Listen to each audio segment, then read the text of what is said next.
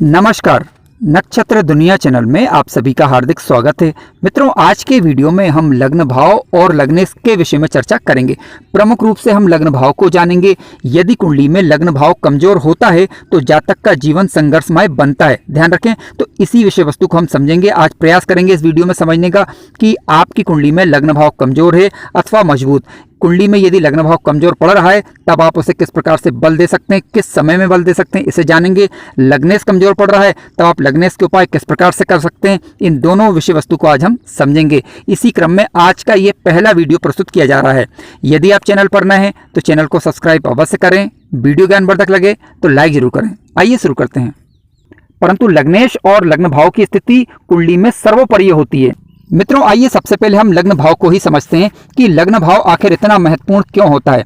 देखिए, कुंडली का लग्न भाव, इससे जातक का शारीरिक बल देखा जाता है, जातक का स्वास्थ्य देखा जाता है, जातक की सोच देखी जाती है, क्योंकि मस्तिष्क का विचार भी हम लग्न भाव से ही करते हैं। तो जातक का मस्तिष्क होता है, ये जातक का स्वास्थ्य होता है, शारीरिक बल होता है। ठीक है। जातक की आयु भी लग्न भाव से ही देखी जाती है। हालांकि आयु के लिए अष्टम भाव से हम विचार करते हैं, परंतु लग्न भाव यदि बलवान है, लग्नेश बलवान है और अष्टमेश की स्थिति मजबूत है, या अष्टम भाव पर किसी पापक ग्रहों का प्रभाव ना हो, या कह सकते हैं कि अष्टम भाव बुरे ग्रहों के द्वारा दृष्ट अथवा युक्त ना हो, तो जातक की आयु लंबी होती है। लग्न भाव से हम आत्मविश्वास का विचार भी करते हैं। समाज में मान सम्मान कैसा रहेगा जातक का, जातक की प्रकृति किस प्रकार की रहेगी, जातक की सोच किस प्रकार की रहेगी, तो इन सब का विचार हम लग्न भाव से करते हैं। अब सवाल उठता है कि लग्न भाव में क्या चीज देखी जाए ताकि हमें पता चल जाए कि हमारा लग्न भाव मजबूत है अथवा नहीं। तो इसे ही आज हम जानने का प्रयास करते हैं। मित्रों, यदि आप ये चेक करना चाह रहे हैं कि आपका लग्न भाव मजबूत है अथवा कमजोर है, तो इसके लिए आपको इसके अंश देखने होंगे। जिस प्रकार हम ग्रहों के अंश देखते हैं, ठीक उसी तरीके से लग्न भाव का अंश देखें।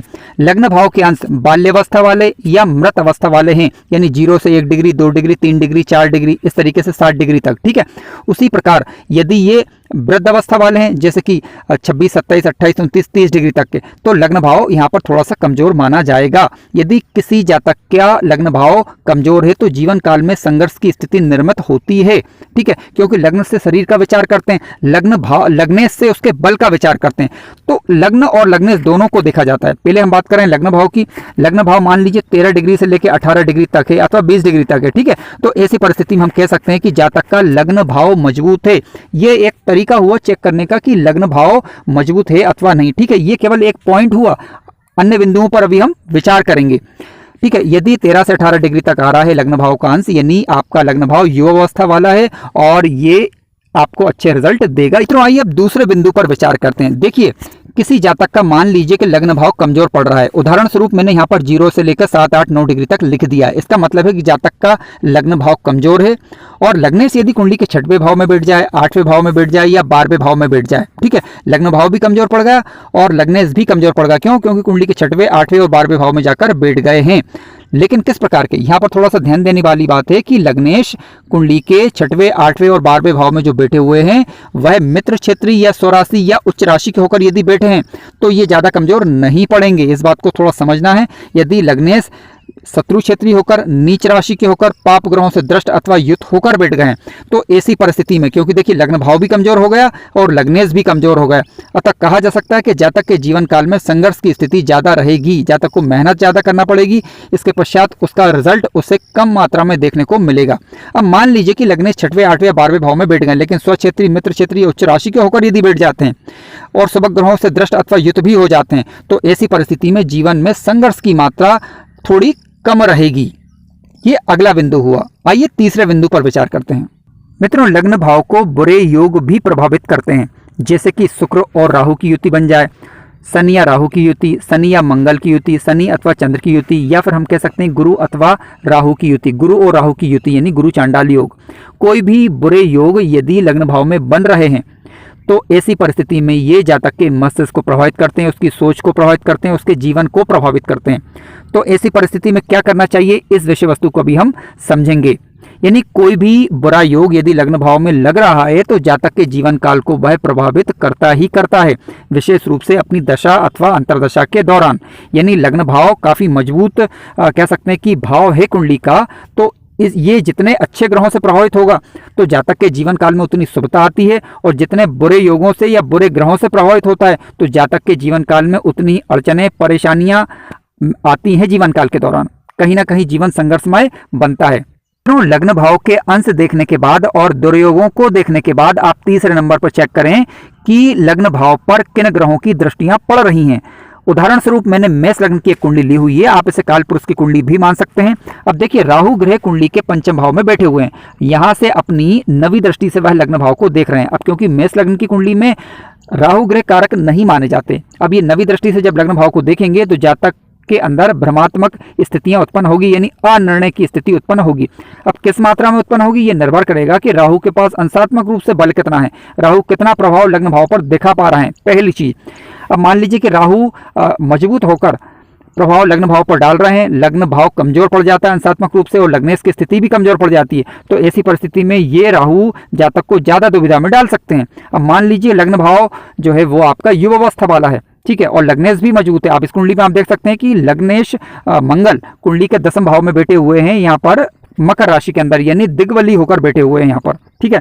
तो अब और जो अपनी चतुर्दृष्टि से लग्न भाव को भी देख रहे हैं, तो ऐसी परिस्थिति में इन राहु का ज्यादा बुरा प्रभाव आप पर नहीं पड़ेगा, क्योंकि मान लीजिए लग्न भाव कमजोर पड़ जाए और लग्नेश भी कमजोर पड़ जाए, अब राहु की दृष्टि जब यदि लग्न भाव पर पड़ेगी तो ये ज्यादा प्रभावित कर सकती है। दूसरा उदाहरण समझते हैं। अब मान लीजिए कि शनि ग्रह कुंडली के 11वें भाव के अंदर बैठे हुए हैं, जो अपनी तीसरी दृष्टि से लग्न भाव को देख रहे हैं, ठीक है। अब क्योंकि यहाँ पर कालपुरुष की कुंडली में आप देखेंगे तो 11वें भाव में 11 नंबर का राशि अंक आएगा, यानी कुंभ राशि आएगी। अब कुंभ राशि में जब बैठे हुए शनिदेव तो तीसरी दृष्टि से लग्न भाव को देख पाएंगे, यानी ये लग्न को प्रभावित कर रहे हैं।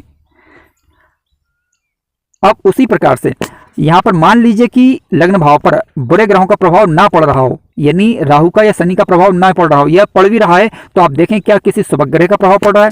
अब देखिए, गुरु ग्रह कुंडली के 90 भाव के अंदर बैठे हुए हैं, भाग्य भाव के अंदर, जो कि अपनी 5वीं दृष्टि से लग्न भाव को देख रहे हैं, और मेष लग्न की कुंडली में गुरु ग्रह कारक होते हैं, जो कि स्व राशि के होकर भाग्य भाव के अंदर बैठे हुए हैं और अपनी 5वीं दृष्टि से लग्न भाव पर को देख रहे हैं, तो जातक के जीवन काल में ये शुभता लाने का कार्य करेंगे।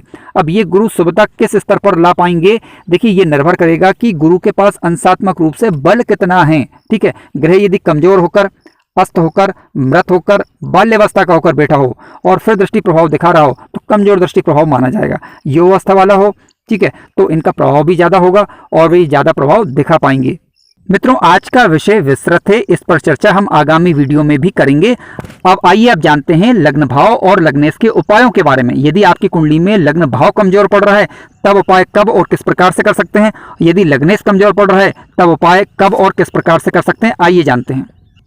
मित्रों, यदि किसी जातक की कुंडली में लग्न भाव यदि कमजोर पड़ रहा है, मान लीजिए कि लग्न भाव के अंश बाल्यावस्था वाले हैं या मृत अवस्था वाले हैं, तो ऐसी परिस्थिति में जीवन काल में संघर्ष बनता है।